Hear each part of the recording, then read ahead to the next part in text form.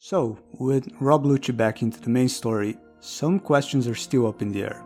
What kind of threat could Lucci and Kaku pose to a post-Kaido Straw Hat crew? And how the hell did they get into CP0? So, let's rewind back to the end of Enies Lobby. CP9 just suffered perhaps its biggest defeat ever. Not only did they lose Nico Robin and the blueprints to Pluton, they were completely defeated by a rookie pirate crew and saw Enies Lobby, one of the most important world government bases, completely annihilated. But it doesn't quite end up there. We get a follow-up of CP9's whereabouts through a cover story, CP9's independent report. In that cover story, we learn that Spandam put the entire blame of the Enies Lobby incident on the CP9 agents, which resulted in the world government pursuing and attempting to arrest them. We also get to see CP9 become street performers and Khalifa become a street cleaner in order to gather money for Lucci's medical fees. And we get to see Lucci go bowling. The cover stories sure are something, aren't they? Anyways, the whole shebang ends with the world government still seeking to arrest the CP9 agents. But then the 2 years of the time skip pass, and somehow Lucci and Kaku not only are back into Cypherpole, but they have been promoted into CP0. So how exactly do you go from being pursued by the world government and being blamed for one of the government's most humiliating defeats to being promoted into Cypherpole's strongest and most prestigious organization? There's gotta be something Lucci and Kaku are bringing to the table that they weren't bringing previously. So, in my previous video, which was 5 months ago, I talked about banana-type myths and their relation to the One Piece story, specifically in the context of Pedro. So, banana-type myths are a kind of story common in East Asian tales, where the fastly rotting banana represents mortality, short lifespan, or finiteness, and the rock or stone represents immortality, long life, or eternity. We see this through Pedro, the main scholar, like a rotting banana, who was fastly rotting away by having 50 years of his lifespan stolen, and who then dies at the young age of 32 in chapter 877, which has the Japanese wordplay for banana. Now, about Pedro and Lucci, they're pretty similar, aren't they? I mean, Lucci is also colored like a rotting banana. In fact, this is kind of the case for Kaku too, isn't it?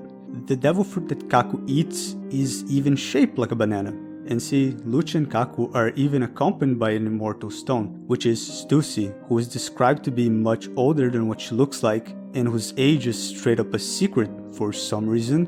But what does it mean for Lucci and Kaku to be short-lived bananas? And what does it have to do with them making into CP0? So when people talk about shortening lifespan in One Piece, normally they are talking about Luffy, how Luffy shortened his lifespan repeatedly in the pre-time skip, and whether or not this will return as a plot point in the future. But see, this whole plot thread of Luffy's lifespan is started by this one line by Rob Lucci, where Lucci claims that Luffy is sacrificing his lifespan for power by using Gear Second. I want you to picture this. Imagine you are Rob Lucci. You are the world government's strongest, most capable assassin. You are a prodigy, someone who made it into CP9 at mere 13 years of age.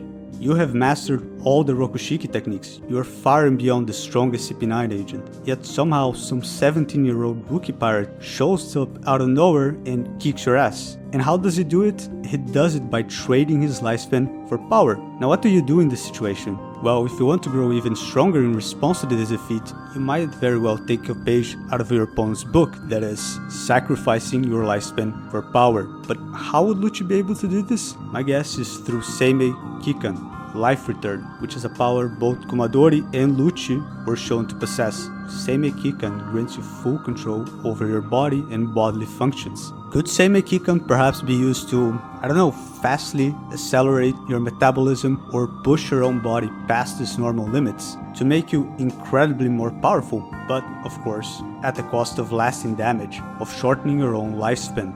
And perhaps one of the other CP9 agents, the second strongest one, might choose to follow you in this endeavor.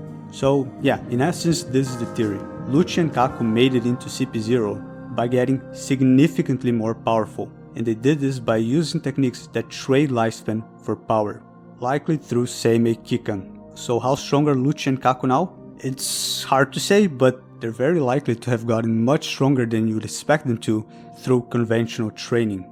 So yeah, that was it for this video. This was a very short one, wasn't it? Anyways, ciao.